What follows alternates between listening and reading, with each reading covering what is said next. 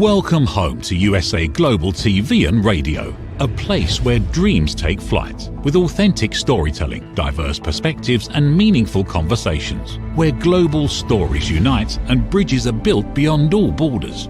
Discover world-class education, entertainment, hope and inspiration. Together, we're building bridges worldwide. Subscribe to our channel, USA Global TV. Download our app, USA Global TV. Be our guest or join our team. Visit usaglobaltv.com. Thanks to our founder and executive producer, Dr. Jacqueline Kerbeck. Music score by Yeffy Tang from Cloud Road Music.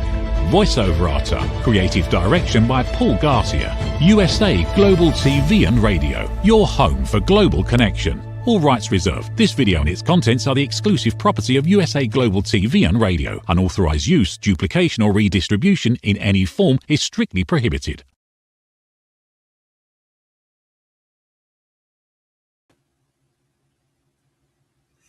Howdy y'all, this is Red O'Loughlin. We're on the Wise Ones today on the USA Global TV and Radio Network. This is my middle show of 3. I do 3 every Thursday, back to back to back.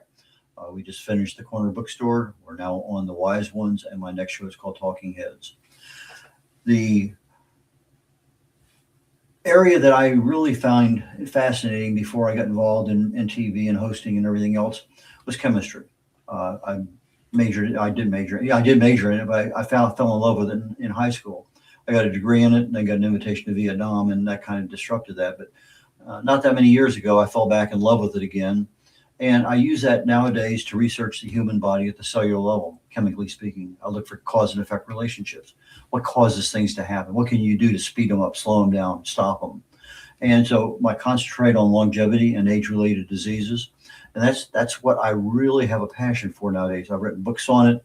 I speak on it all the time. That's what I do when I'm not here in front of the TV audience. But today, in front of the TV audience, I am so honored because I have another publisher. I am a book coach. I also published maybe 50 books I think I've done already. But I love to help people. And today I am honored. I don't have too many publishers that show up on my show. And I am super excited, literally, to find out some of the insider secrets from other people in the industry.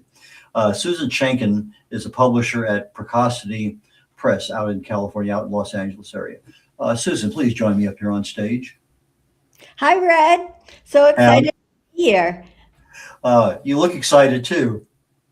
It's excitement and a little bit of nerves tied in with it. Well, hopefully we'll put the nerves at ease here within the next 2 or 3 minutes. Excellent. Okay, so the first question is Precocity Press. Let's talk a little bit about that, and then we'll go into the background. But okay. How long have you had the company? I've had the company for around a decade now. Okay, and who are your clients? What categories do you do? Are there any exceptions? I'm going to say about 50% of the clients are business people who want to get their message out, want to earn credibility, become authority in their industry, and also want to get new clients. Then another big chunk are people wanting to write memoirs, which a lot of people want to write memoirs nowadays. And then I get dribs and drabs of poetry books, children's books, and art books. And I do those mainly because I love those areas too. But business books and memoirs are my biggest clients. Okay. How do people typically find you? Is it word of mouth, or do you advertise, market your business? A lot of it is word of mouth. And if I do any sort of reach out, it's been through LinkedIn, and I've had great success with LinkedIn's program. Yeah. Okay. On LinkedIn, I noticed that you had a few things there I thought was interesting. Some of the postings you've done, I noticed that one of them is a 12 days of Christmas. Of course, this is the Christmas time. Yes. We just started that yesterday. My marketing person and I put that together. So just, a way to acknowledge the authors and books that we've done this year. And also, to start the celebration of the holiday. Yeah, we have that here. One of the local PR people has been doing that for a number of years. Oh, nice. So is this your first year of the 12 Days of Christmas? This is the first year. Yes. I actually, the last time I talked to Sarah, my marketing person, I said, "Are you busy with work right now?" And she said, "No, not that busy." And I'm like, "Just had an idea. Let's do 12 Days of Authors." And she turned it around really quickly. And I'm happy with what she's done so far. And I hope my authors are happy about it too. Because almost every day I think about how grateful and lucky I am to work with the authors I have. And it's just my way of acknowledging them and supporting them. Okay, so you're a publisher, you're a book designer, and Right. a creative director. And I look back in your history, and you've been in the design business forever and ever and ever, it seems like. Yes, I have. So what got you into design? What was that little thing that caused that spark enthusiasm to say, "Hey, this is the right place for me right now"? Well, I grew up always doing different kinds of art. And when I got into college and I had to decide what I wanted to do, it was either fine art or design. And for me, design had a business aspect of it that made me think I could actually do this as a career. So that was the deciding factor of becoming a designer. Okay, your company, Precocity Press, does a full range of services. Let's talk about what does your company offer? Well, I originally started doing editing and design services, but very early on realized that I needed to broaden that to marketing, that I like to tell authors that they're going to wear two hats, one as the writer and one as the marketer. And to help support that, I've brought in some people. I've got two people that help me with the marketing. We also do, I'm aligned with PR people, we do book coaching. So I feel like people can come to me and get everything starting from the basic ideas and creating outline of their book to helping them market their book and get PR support. Okay, so you're not a traditional publisher, No. and you're more of an independent, but somewhat of a hybrid too. Is that right? You know, in publishing nowadays, there's a few words to sort of explain what I do. I usually consider myself an independent publisher, and that means I'm not giving out royalties or an advance to authors, but instead, authors pay me for my services up front, and then they get to keep all the back end, all the royalties. So it's worked well for me and my authors these years. So that's the way my business is set up. Okay, so no, I give back 100% of the author's intellectual property, and from what I saw on your website, you do the same thing. Absolutely, yes. So that is a big deal, because on the traditional end of things, that's not always the case. No, for sure. You know, authors can end up, if they know how to market their book, they can end up making a lot more money going the independent route versus the traditional route. Okay, so tell us a little bit, what's the process? Let's say I come to you today, say, Susan, my book is done, it's proofed, it's ready to go. Here's the cover. I need it by Christmas. Rarely do people come to me saying that they've got the cover. Occasionally people will come to me and say, the book is written, I've had an editor, I need the design part of it. I'm thinking of actually a client that did that recently. I will say that AI is being used a lot nowadays for ideas for design. So she came to me with an idea of what AI had come up with the cover. And I took that and I did like 5 or 6 different variations and based the interior pages on the cover look that she chose. As of right now, she's proofreading it, and then it'll go back to an editor to proofread it before it's being published on KDP, which is the publishing arm of Amazon. So in a nutshell, if somebody comes that ready to me, that's the process. But most people are in writing their first draft and either need developmental or copy editing help, or sometimes coaching or ghostwriting. So it really depends. I really try to meet authors where they're at and assist them in areas that they need. Okay, so if I'm a businessman, local area where you're at, and I need something because I speak a lot, I really need the credibility for having a book and being Yeah. a published author in the field that I speak about, I would come to you and say, Susan, this is what I need to do. How do I go about doing that? Let's start the conversation. You say, yeah, I can help you. What do you Right. tell them? Well, first, I got to say, not very many clients coming to me locally. I've got clients all over the country and all in Europe. So their location doesn't matter. But if they're in Los Angeles, the first thing I'd do is have coffee with them, and I'd show them books that I've previously published. I would read what they've written so far. I also give authors a questionnaire. It's 10 questions. It sort of sets the foundation of what they're trying to achieve with their book, and also gets them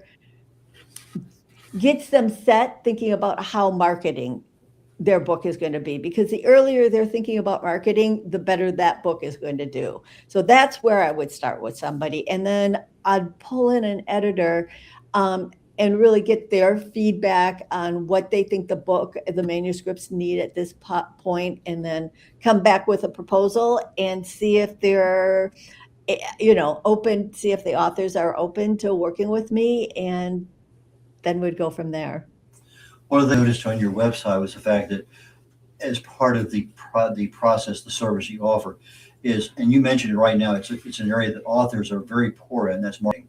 Yeah. So when you're looking at marketing, marketplace for books, in other words, you understand, because of the number of books you published and the change in, I'm sure during COVID that was a really big issue, but understanding the marketplace is a really, really big deal.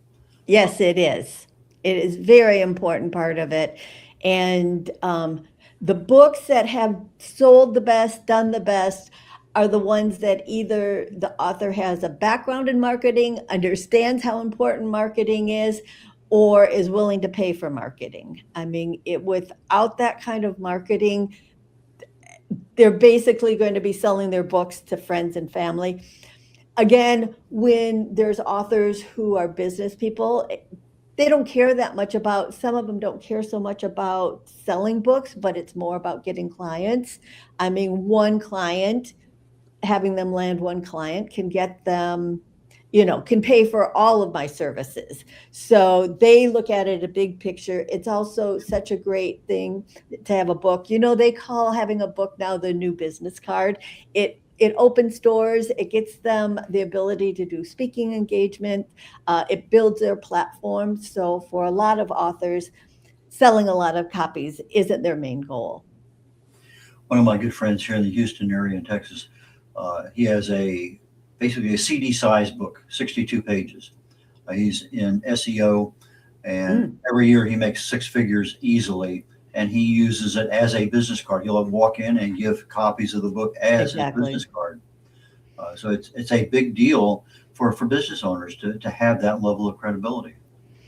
Yes, and I think, compared to authors who are writing a memoir, a business book has a lot more opportunity to have the authors achieve their goals. It's much tougher with memoirs, and so many people are writing memoirs nowadays. And I'm always straightforward with authors, especially if they say, their goal is to be on Oprah. I don't want to discourage anybody, but there's a long leap from, starting out writing a memoir and getting on Oprah if you're not a well-known celebrity. Let's talk about covers for a minute or two. Yeah. I think on your website, there's a little statement there that says covers are the window to the soul. And I thought that was really interesting because, most of us don't think about covers, but, a cover is the thing that attracts us, whether we're walking in a store or we're online. So let's reach out and grabs a hold of you and says, you really need to stop here for a minute and take a look at me. And I know you've been involved in that forever and ever and ever. Yes, and that is truly my passion when I'm working on books, is to do the covers. Just to give you an idea of what I do, I start with a deep dive. I want to look at what similar books are looking like. I mean, you want a book that's a science fiction book to look like a science fiction book and not, a book on romance, unless it's science fiction and romance. And then I talk to the author. I like to get their ideas, and I also like to take their ideas and elevate it. I know I've had success if they tell me it's the cover is better than they can imagine. Then I'm like, check, I've done my job. And a book cover, you get 2 seconds to grab somebody's attention. So it really needs to be impactful. It needs to be interesting. The type needs to read well. I mean, there's a lot of components to make a cover look well. And truly, your book cover is going to be your biggest marketing tool that you have. So you better get that right for sure. My last client, I published a book for him last week. He's 45 years as an opera singer around the world, 25 years as a college professor. And typically on my business, covers are the most time consuming aspect. I don't do the design. I hunt usually through Fiverr.com. And if I find a good one, I stay with him for a while. Mm-hmm. The guy that I had 3 or 4 really good covers, good service. All of a sudden, I don't know if he's going through a divorce or got a DUI. I have no idea. All of a sudden, I can't get anything out of him. And we got a little frustrated. He needs the book by January. It's already published. So it wasn't an issue of timing with him. But the issue was he says, this is what I want. I said, I spell it out. And even though the guy speaks English very well, I got just the opposite of what I wanted. And I'm saying, if I had here, I'd pull it out. But the issue, and it turned out that my client went on to AI, designed his own cover, and said, this is what I want. And it still took us about 3 iterations to get it exactly the way we wanted it. But he's happy with it. But covers, in my end of things, are very time consuming. I tell people I can publish a book in a week if everything is done. But if the cover is not there, I'm more than willing to work with you and handle that part of it. But it's just, that is the one area that you're relying. I mean, myself, when I do my books, I typically go to Fiverr and I ask 5 different designers I've never seen before. Here's my title. It's give me something. I want to see their intellectual property. What do they get out of that? And then I put that on social media. I say A or B, B or C, C or D, because I know me as an author, I know what I like. Yeah. But as a reader, I don't know what I like in my own books. And so that's an issue that I need to come to grips with, is that what I like may not necessarily be what the marketplace needs. Very true. Like you have that skill, that talent of knowing, well, this cover, it's okay, but it's not going to hit that marketplace. And I think that's one of the real skills. As I was going through your background, looking at everything, looking at the covers, looking at all the awards and everything, what I see about at least a page and a half of Amazon #1 new releases. Your books, and through the design work and everything, you do an absolutely amazingly marvelous job at what you do. So I congratulate you on that. Thank you. That really touches me that you say that. I bring a sense, I let people know that when they are working with me, they are hiring me. I am not, I have some designers that I work with, but I'm not farming out my projects to anybody else. That when they're working with me, if there's a problem, they're coming to me. I don't have a big company. I've really created my business that suits me, that I become a partner with the author, and that every step along the way, I'm doing the work. I'm making sure it's hitting the mark. I'm making sure we're hitting our deadlines. And, for a cover, I'm really spending some time and thought on it and working with the author to get what they feel, because at the end of the day, they're going to be living with that cover for the rest of their life. And, some people have written books that have taken them years. I have one author, it took her 20 years. And the quality of the cover should reflect that. It just shouldn't be something that's thrown together. It should have as much thought to it as possibly can within, the budget and time allotted. I notice when I'm going through a bookstore and I see, an author I know, I don't recognize the title. He did this in 2001, but the cover is totally different. They've come back and remarketed the book 20, does. 25 years later with a new cover. That Yeah. happens. Also, a second edition can have a new cover. Sometimes publishers will buy an existing book and they'll be republished and do it. And actually, sometimes they'll start with a hardcover. We'll have one cover, and then the paperback will have a different cover. So that's kind of standard. They'll see this is working, or there could be a myriad of reasons why a cover would change in the process. Okay, we're getting ready to go to break here very quickly. It's about a Okay. minute and a half. When we come back, Precocity Press. Let's talk about there's something in that name that is telling me I need to ask you more about that. That's kind of an unusual name. So Susan, we'll be back in just a moment. Okay, great. That's where the direction I want to go after. Listen, babe, now, listen, babe, now. Listen, babe, now, listen, babe, now. Listen, babe, now, listen, babe, now.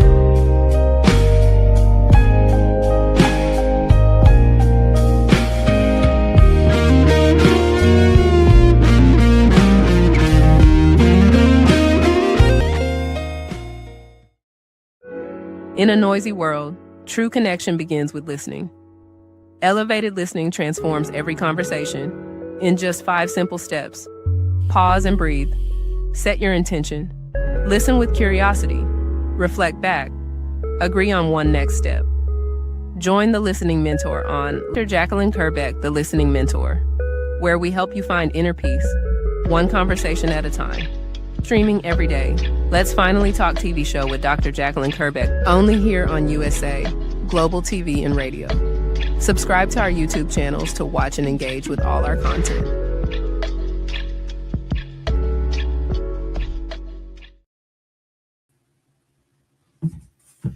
Howdy, Randall Laughlin here. We're back again on The Wise Ones on the USA Global TV and Radio Network. My guest today is Susan Shankin, and she is the publisher of Precocity Press out in Los Angeles. Susan, please join me back up here on stage. Hi, Brad. Howdy again. Precocity Press. What's the genesis of that? I was sitting at a press check, and if nobody's familiar with that, it was traditionally offset printing, and it was a very tough job. There were a lot of weird components to it. And I had been there at least 12 hours, and it was running into the middle of the night. And at that time, I was starting a new publishing company. I was thinking of words, titles, and all of a sudden I thought, I really feel like to be a writer, you have to be a bit of a genius. I mean, that we all learn how to write, but able to write, to communicate to another person, to have them be able to understand what that means. So I just did a search online, and the root of genius is precocity, or precocious is what we use. So it just hit me, and I have to say, at times I'm struggled if it's the best name of a company that most people can't pronounce it and don't understand it. But a few people do. And I'm like, okay, well, people get to learn a new word working with me. Well, I've heard of precocious. That's Yes. been around forever and ever and ever. I've never Yes. heard of precocity. So that's a new one for me today. So, thank you very much for helping me learn something new. So it's a good decision to name it precocity, or have I made it harder for people? And maybe both. Okay, yes. One of the terms in publishing that I've been to a number of different conferences that I asked people, in fact, I'm getting ready to go to another conference here in a couple of months, imprint. Yes. You're an imprint of over and above creative. Yes. Tell me your understanding of imprint and how it works in your business. And again, the different ways to describe a type of publishing I do has a myriad of definitions, and an imprint does also. I started over and above with my partner, Rick Benzel, and that was our big umbrella company. And within that, companies, publishers can have smaller imprints that are specific to a certain area or genre. So I think we've got 3 or 4 imprints, and Precocity, which is totally my company, is one of them. Okay. So it's more of a company delineation. Is that a fair statement? That's a great way of saying it. Yes. Okay. Because I've heard it many times and I still don't have a firm grasp in my mind. I know, yeah, it's this and it's this, but I think you helped me out a lot right there when you started. Here's what I had, and here's the way it came about. So thank you for that. Like there's Random House, which is a big publishing company, and they may have 100 smaller imprints, and a lot of those imprints are companies that they've bought and brought into their company. Originally, I started working at Jeremy P. Tarcher, one of the only publishers in the 80s and 90s. They got bought by Putnam, and now they are an imprint of Putnam, but they keep their name, their identity, and a lot of times their original people will work for them, at least in the beginning. What do you find to be the most difficult thing working with authors? That is such a good question. I'm going to tell you what I find most difficult is when, this may sound bad, is when they don't trust me and can't give up control. A lot of authors, some authors, not a lot, are so connected to every word that they say. And when an editor will come and say, it will read better if you cut out this part or move it, and they're so attached to it. It's called in the industry killing their darlings. That can be very difficult for authors to let go of what they think is right and trust the professional. So it's kind of like telling them their kid is ugly. Yeah. Well, yeah. And they call it killing their darlings, but they'll say killing their babies. That's how attached authors will be to their words. But that always seems a little too harsh for me. So I prefer killing their darlings. Yeah. Keeping it a little more politically correct, I guess, in that one.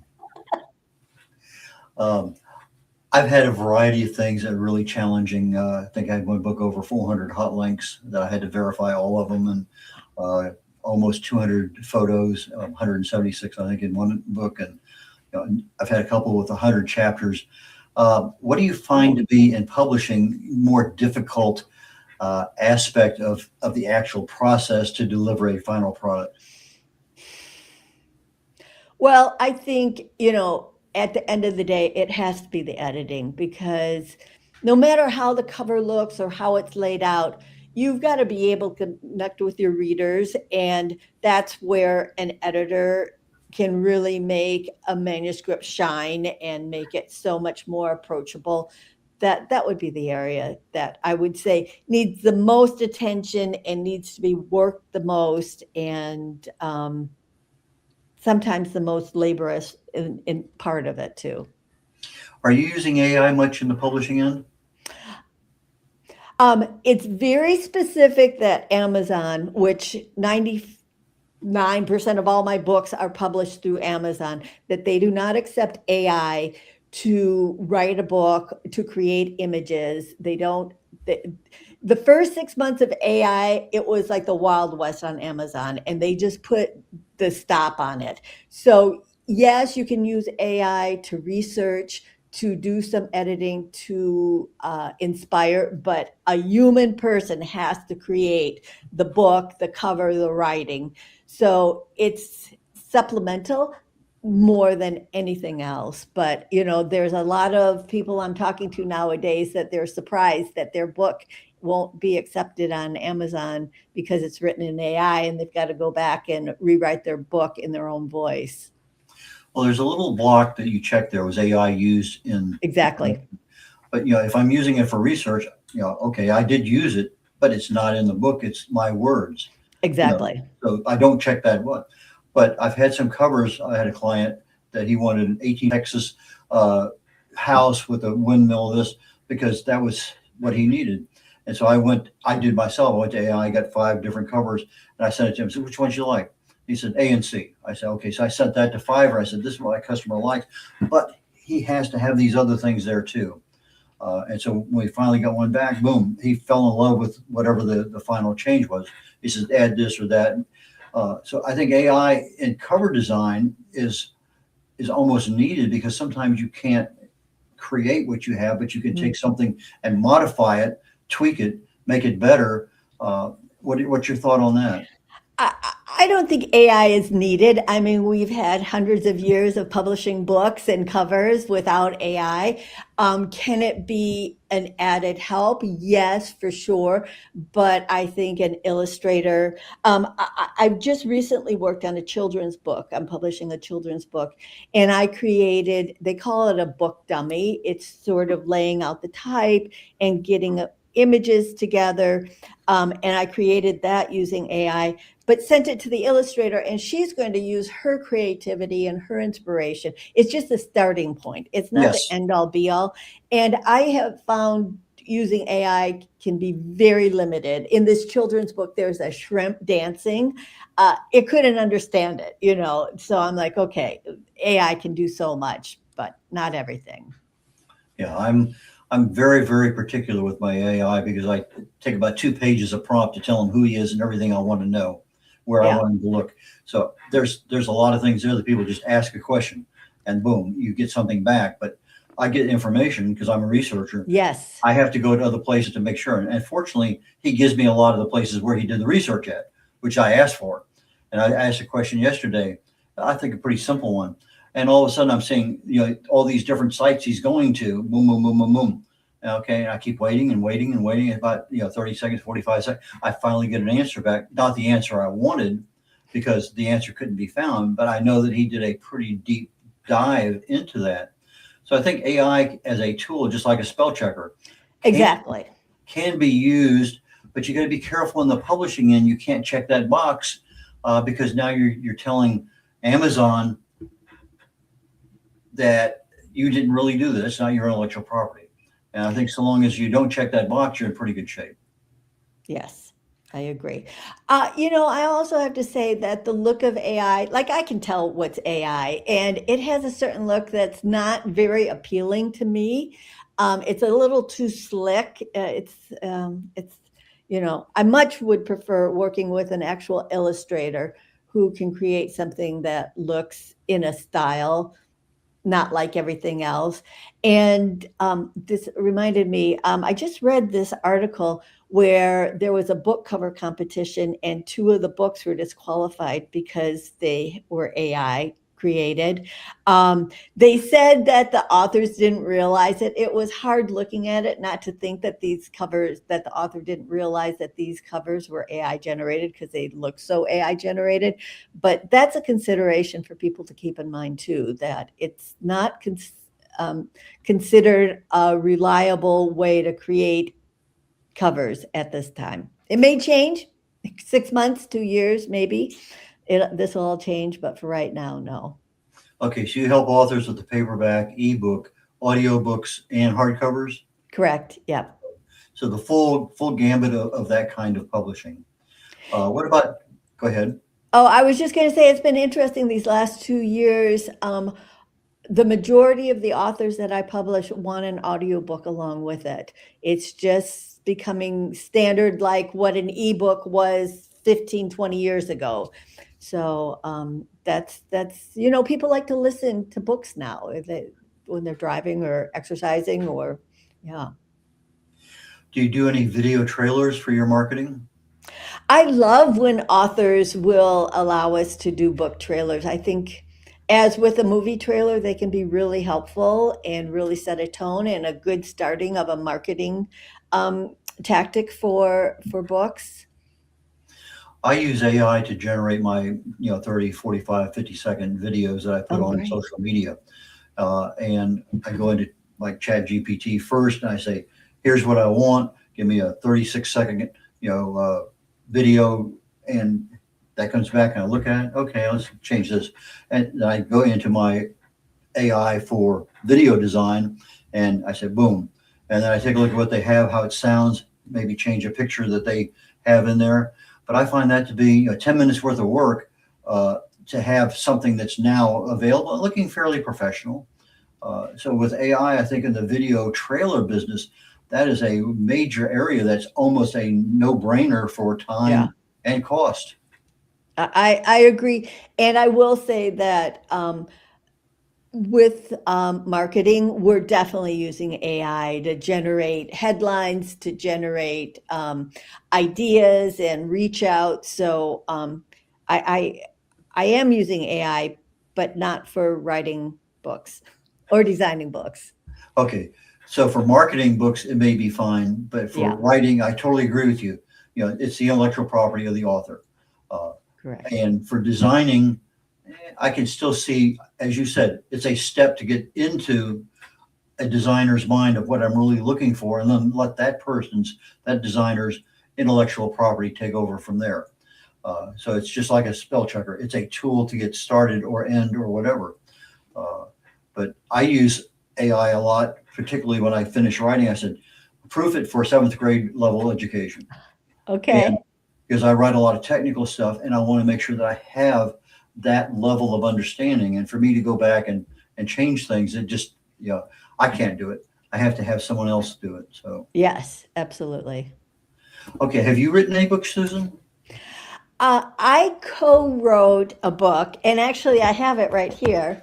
It's called Launch It, the 7 stages to finally writing and publishing your book. Even though, a big shout out to my co-publisher, Rick Benzel. He did the majority of the writing. I wrote the section on the design part of it with some of the marketing. I designed it, laid out the pages. So to say that I'm an author, yes, but I would say more like a co-author, a semi-author. But a lot of your intellectual properties in that book. Yes, it is. Yeah, Okay. So you're an author I am. Yes. and your name's on the cover. My name is on the cover. And again, a way for us to get clients, a way for authors to understand the process, like a deep dive in how to publish a book and the steps involved. Yeah. One of the first books I was published in, well, no, I was back in corporate world. I had a couple things I was in international logistics that I published. But I was in my entrepreneurial days that I am in the last 20 years, 57 other authors and myself were on the cover of the book. Wow. And I had one chapter in there. And I go back years later, I can't find that book anymore. It's no longer in print. Wow. And I wish I had saved it or ordered it way back then, but I didn't. Susan, we're getting down toward the end of the show. How do people get in touch with you and anything else you want to say that we didn't cover today? Well, first off, thank you. This was a real honor to talk to you. I really enjoyed it. If somebody wants to get in touch with me, they can go to my website, precocitypress.com. I'm also on LinkedIn under my name, Susan Shankin, or Precocity Press. And yeah, those are the best ways to reach me. Okay, so for our audio audience, Precocity, Precocity, like Precocity if you were not pronouncing it correctly. So precocitypress.com. Susan, thank you so very, very much for your time today. I really learned a lot as another publisher and as an author. It's always great talking with people, as you say. Become a member of a book club because there's just so many things out there that people are willing to share. And I find authors really willing to share a lot of information. Absolutely. And I look forward, maybe next year, 2026, we're going to bump into each other again. And I'm sure there's going to be some new stories you can tell me. Well, if you need a cover design, please reach out to me. I'd love to help you. I appreciate that greatly. Susan, thank you again. You're welcome. So nice to meet you and talk with you. Okay, take care now. Randall Laughlin here. We're getting ready to wrap up my second show today called The Wise Ones. The Corner Bookstore was done an hour ago. My middle show today is called The Wise Ones, and we had Susan Shankin in today, Precocity Press. And then my next show starts in about 25 minutes, and it's called Talking Heads. And I'm talking today about hormone optimization after the age of 50. There's a lot of things that change in our body as we get older, hormones being one of several. And as you start getting less in the communication channels and all that stuff that's going on in our body between the cells, I don't want to say don't understand because it's not a matter of understanding. It's a matter of awareness. We're not even aware of some of the things that are going on.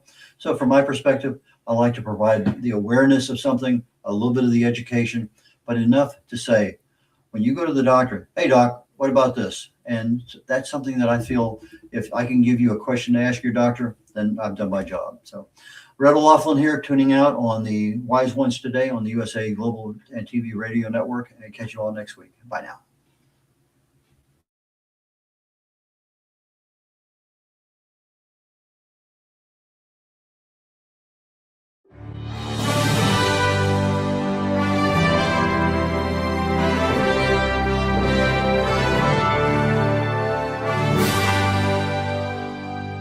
Which of these 5 statements sounds mostly like you?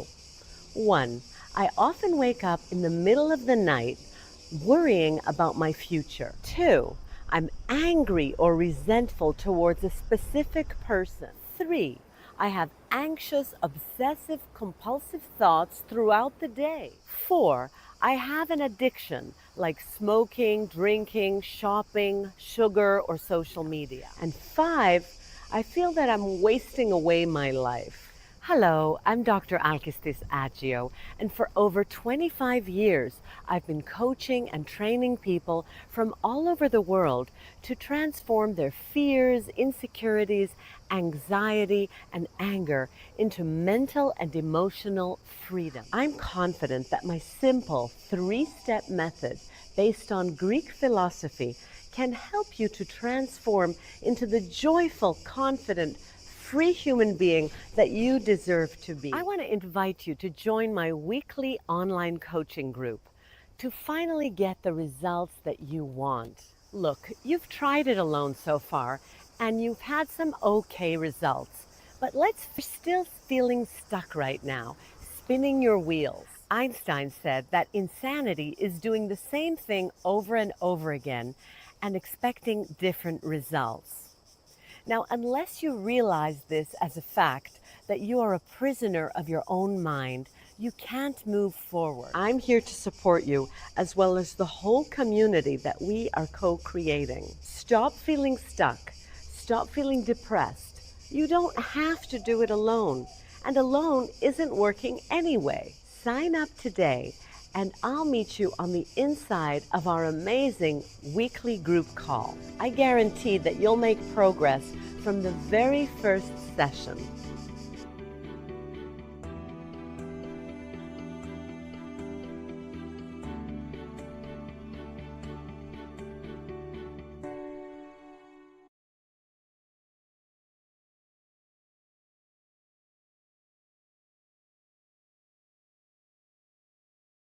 Get ready to wear the brand that's changing the world of media.